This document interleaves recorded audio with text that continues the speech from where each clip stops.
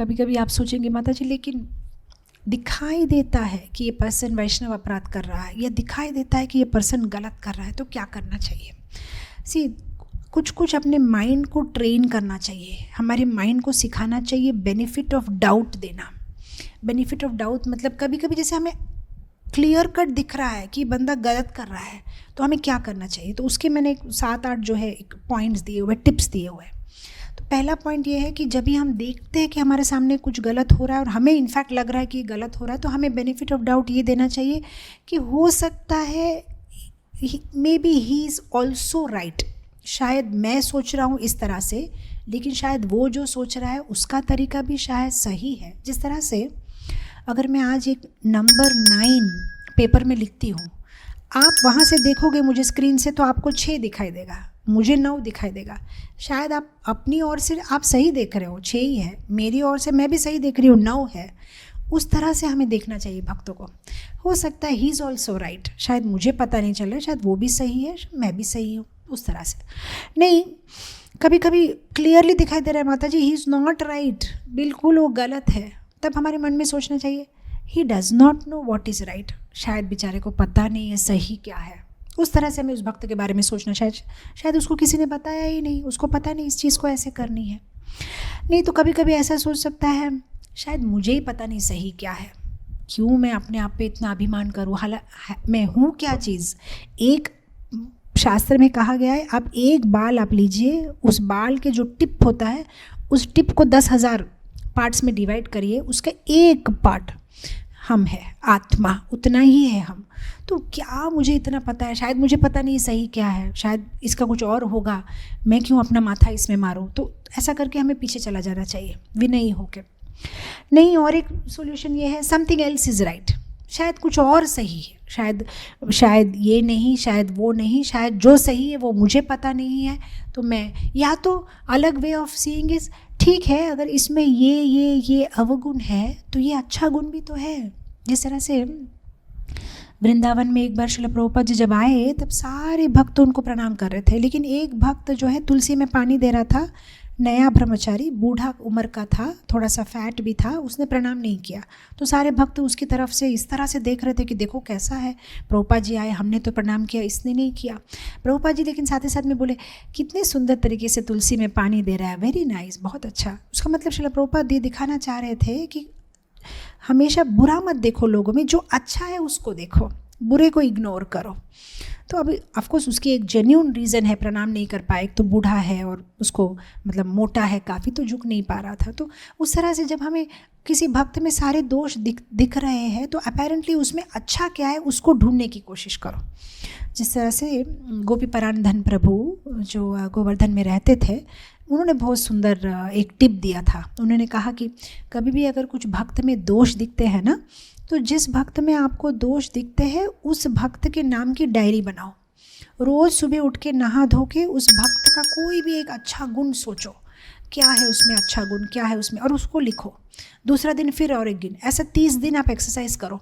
At the end of the month आपको उस भक्त से प्यार हो जाएगा, अरे बाप रे इसमें इतने सारे गुण हैं, मुझे तो पता ही नहीं था।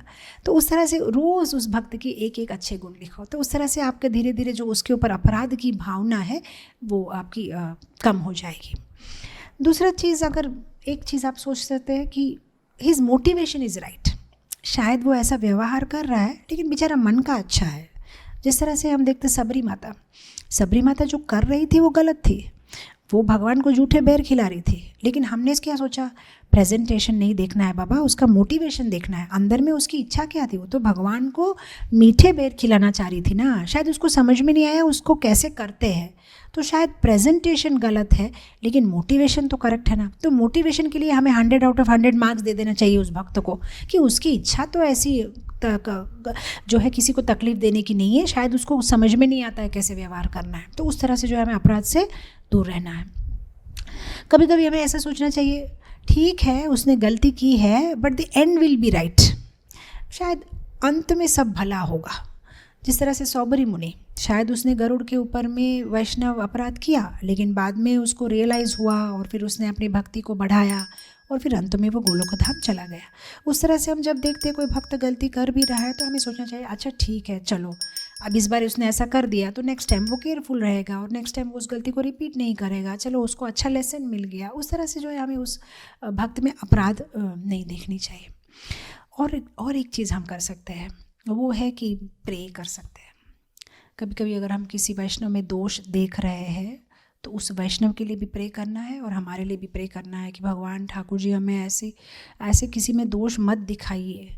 सी एक्चुअली हमें दोष वही दिखते हैं जो दोष हम में है। अगर वो दोष हम में नहीं है तो हम वो दोष किसी में देख ही नहीं सकते। जिस तरह से आज मैं जो भी कंप्यूटर में टाइप करूँगी मेरे स्क्रीन पर वही आएगा। अगर मैं आपके साथ तर्क करूँगी, पता नहीं ऐसा क्यों स्क्रीन में आ रहा है, अरे पता नहीं, मतलब आप जो टाइप कर रहे हो वही आएगा, कनेक्टेड है वो। उस तरह से हमें अगर किसी में कोई दोष दिख रहा है मतलब वो दोष हम में है, वो हम में है इसलिए प्रोजेक्ट हो रहा है स्क्रीन के ऊपर में। अगर वो दोष हम में नहीं है ना तो 10 जन आके बताएंगे ना कि प्रभु जी ये माता जी ऐसा कर रही है या ये प्रभु जी ऐसा कर रही है, आप बोलेंगे नहीं नहीं प्रभु जी ऐसा कुछ नहीं है, शायद ऐसा होगा, क्योंकि आप में वो दोष नहीं है ना। आप विश्वास ही नहीं कर सकते कि किसी में वो दोष होगा। तो आप जितने पवित्र है उतना लोगों में दोष कम दिखेंगे, लगेगा कि पूरी दुनिया कितनी सुंदर है, सब कितने अच्छे हैं, किसी में बुरा दिखाई नहीं देगा। तो ये एक है।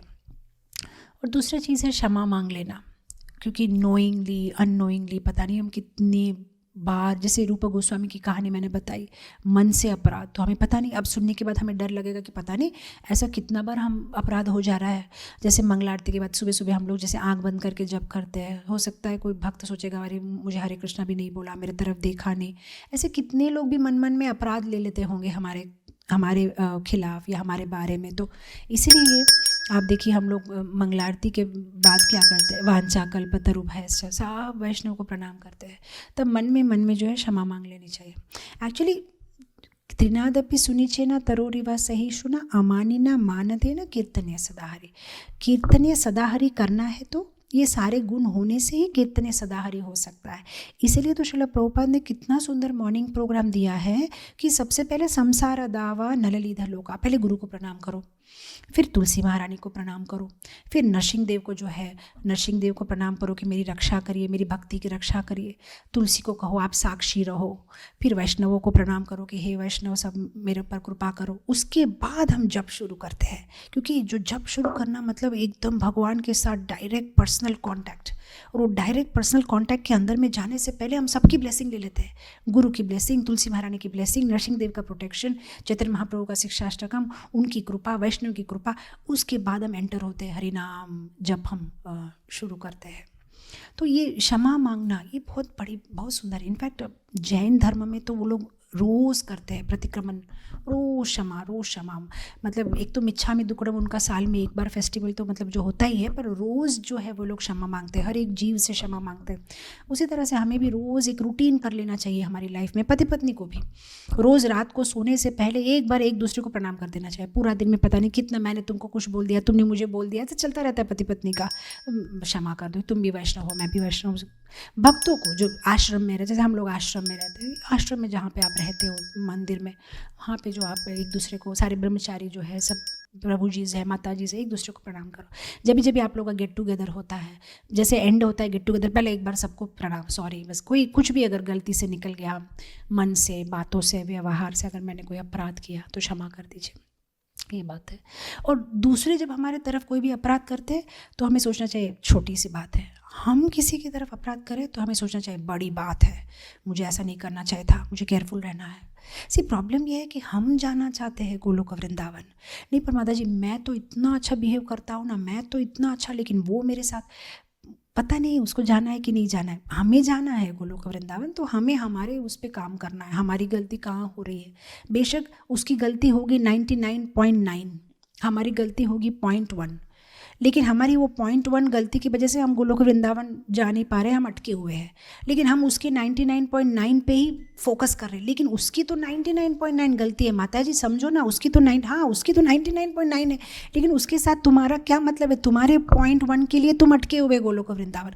इसलिए हमें हमारे 0.1 पे ही फोकस करना है कि मेरी क्या गलती थी 0.1। शायद इस वार्तालाप में मुझे पहले क्षमा मांग लेनी चाहिए थी इस डिवोटी से, मुझे ऐसा नहीं बोलना चाहिए था। तो हमेशा हमें सेल्फ इंट्रोस्पेक्शन करते रहना चाहिए, मेरी मेरी कहाँ गलती हो रही है, मेरी कहाँ गलती हो रही है। इस तरह से छोटी छोटी टिप्स जो है हमारी जीवन में अगर हम अपनाते हैं तो वैष्णव अपराध को हम धीरे धीरे कम कम कम करते हुए पूरा पूरा जो है शून्य कर सकते हैं। और हमेशा इस भाव में रहना, गोपी भरतो पदकमलयो दास दासानुदासा, हम सबके दास है।